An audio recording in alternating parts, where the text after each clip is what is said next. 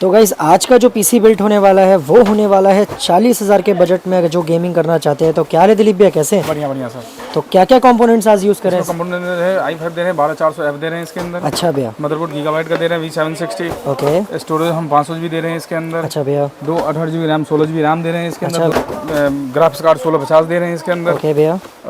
Power supply की बात करते हैं 450 वाट 80+ ब्राउन दे रहे हैं। अच्छा और भैया। साथ में ही 4 पंखे वाला कैबिनेट दे रहे हैं 8 GB के साथ में। अच्छा भैया, तो क्या बजट होने वाला है इसका? सर इसका 40,000 होने वाला बजट। कैसा रहेगा भैया ये 1080p के लिए? 1080p बेटर रहेगा। GT5 गेम सारी गेम यूज कर सकते हो, एवरीथिंग जो भी है। अच्छा भैया, कोई भी गेम और एडिटिंग वगैरह करना चाहे 1080p तो? 1650 DDR6 कार्ड है इसके अंदर। अच्छा अच्छा भैया।